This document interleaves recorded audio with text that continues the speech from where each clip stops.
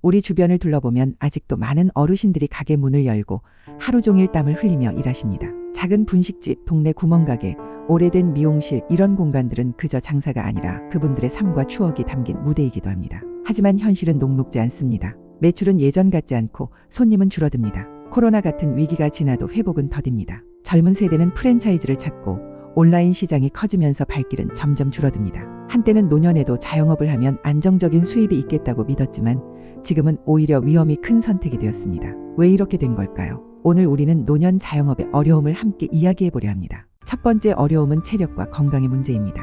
40대, 50대에 시작한 가게는 그나마 버틸 수 있었지만 60대 이후에는 장시간 서 있거나 무거운 짐을 옮기는 일이 점점 힘들어집니다. 아침 일찍부터 밤늦게까지 가게를 지키는 일이 노동 그 이상이 되죠.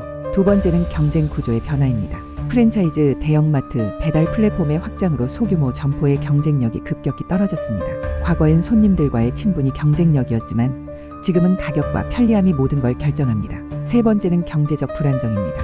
임대료, 재료비, 공과금은 매년 오르는데 매출은 오히려 줄어듭니다. 통계청 자료에 따르면 자영업자의 절반 가까이가 5년을 버티지 못하고 폐업한다고 합니다. 특히 노년층은 다른 일자리 대안이 적기 때문에 폐업은 단순한 실패가 아니라 생계의 위기로 이어집니다. 마지막으로 사회적 고립의 문제도 있습니다. 가게를 운영하는 동안은 손님들과의 대화가 유일한 사회적 교류일 수 있습니다. 그런데 손님이 줄면 대화도 줄어듭니다. 결국 노년에 자영업을 한다는 것은 경제적, 육체적, 정신적 어려움을 동시에 떠안는 일이 되는 것이죠. 이 문제는 결코 개인의 잘못이 아닙니다. 한국 사회는 오랫동안 노후 준비보다 현재 생계에 집중해야 했습니다. 특히 50에서 60년대 산업화를 이끈 세대는 퇴직 후에도 마땅한 사회 안전망이 없었기에 자영업이 거의 유일한 선택지였습니다. 실제로 서울 종로에서 오래된 국밥집을 운영하던 한 할아버지는 70세가 넘어서도 직접 장을 보고 하루 종일 국밥을 끓입니다. 이유는 단순합니다. 내가 일을 멈추면 생활비가 없으니까. 많은 어르신들이 이런 상황에 처해 있습니다.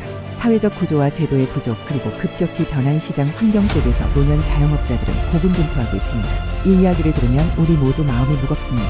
그러나 이 무게를 함께 나누는 것이 바로 공감이고 그 공감에서 변화의 첫걸음이 시작됩니다. 그렇다면 어떤 해결책이 있을까요? 첫째, 사회적 안전망 강화입니다. 정부 차원에서 노년 자영업자를 위한 제도의 전환 지원, 폐업 후 재정착 프로그램이 필요합니다. 단순히 대출을 지원하는 것이 아니라 다른 일자리로 연결될 수 있는 다리를 만들어야 합니다. 둘째, 지역 공동체의 힘입니다.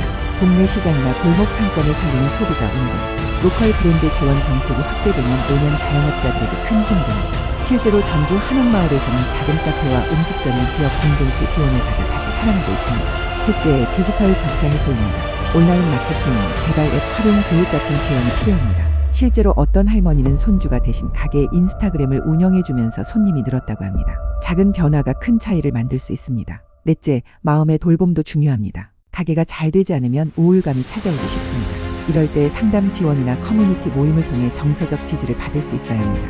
해결은 단순히 경제적인 부분을 넘어서 삶의 존엄을 지키는 일과 연결되어 있습니다. 노년의 자영업은 단순히 돈을 벌기 위한 일이 아닙니다. 그분들의 삶, 자존심, 그리고 공동체와의 연결 고리이기도 합니다.